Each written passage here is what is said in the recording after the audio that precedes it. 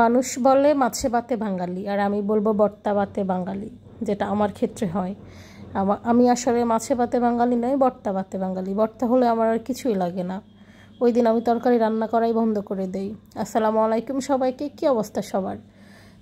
আমি আজকে নিয়ে নিলাম হচ্ছে 2 পিস কালীবাউস মাছ ভর্তা করার জন্য। আপনারা যে কোনো মাছ নিতে পারেন। এই 2 পিস মাছ দিয়ে হচ্ছে আমি আপনাদের কাছে মাছের ভর্তা করে দেখাবো, যেভাবে আমরা করি বা আমি করি। তো মাছগুলোকে আমি লবণ হলুদ মেখে সুন্দর মতো তেল দিয়ে ভেজে নিলাম। আর আমার কড়াইটা ইগনোর করবেন, কড়াইটা হচ্ছে এই কড়াইতে মাছ ভাজলে মাছগুলো লাগে না বা খুব সুন্দর সুবিধা ভালো মতো উঠে যায়, ওই জন্য আমি কড়াইটাতে করেই মাছ ভাজি করি। আর মাছ ভাজতে ভাজতে এটার কালারটা অন্যরকম হয়ে গেছে। যাই হোক, সবসময় অত সাদা পকপকে পরিষ্কার করা হয় না। এরপরে হচ্ছে আমি মাছগুলো ভেজে তুলে নিলাম। তারপর হচ্ছে আমি পেঁয়াজ আর রসুন ভেজে নিব।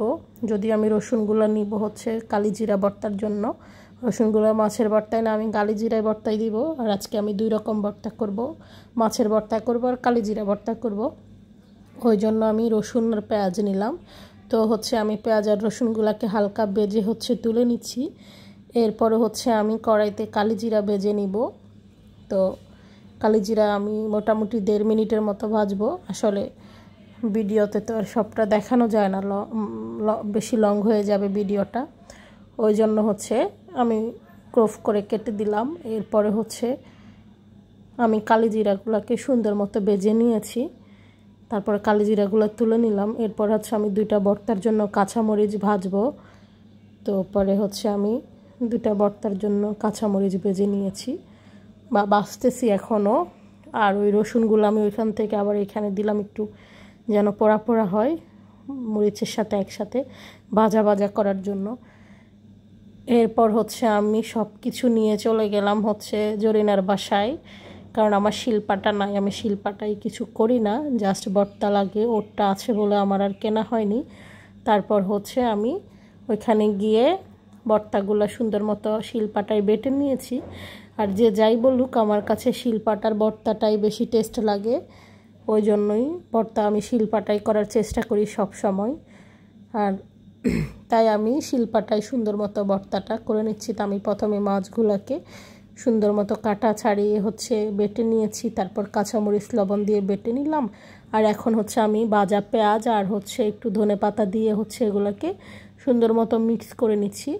আর ভর্তাটা এত বেশি টেস্ট হয়েছে আসলে, ভর্তা বেটে আর আমি বিরতি নিই নাই, আমি সাথে সাথে হচ্ছে ভাত খেতে চলে আসছি। এই ভর্তা হলে আমার ভাত অনেক বেশি খাওয়া হয়, ওই জন্য আমি খুব বেশি সময় আসলে ভর্তা করি না, কারণ বেশি খাওয়া হয়ে যায় ভাত, এই ভয়ে আমি ভর্তাটা করার আগ্রহ থাকে না আমার। তারপরে হচ্ছে আমি কালিজিরা ভর্তা করতেছি। আর আমি ওই দিন আর অন্য কিছুই রান্না করি নাই, কারণ আমার ভর্তার মধ্যে যদি আমি অন্য তরকারি রান্না করি, আমার ওই তরকারিটা আর খাওয়াই যায় না, আমার ওই তরকারি থেকে যায়, আমি এই ভর্তা দিয়ে খাওয়া হয়ে যায়।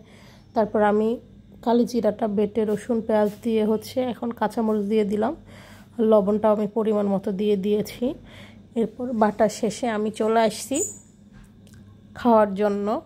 আর আমার ভিডিওগুলো আপনাদের কাছে কেমন লাগে জানি না, যদি ভালো লাগতো তাহলে তো অবশ্যই দেখতেন, ভিউ খুবই কমই হয়। আপনারা হচ্ছে যেই আমার ভিডিওটা দেখবেন দয়া করে একটা ফলো দিবেন, ফেসটাকে লাইক কমেন্টস করবেন।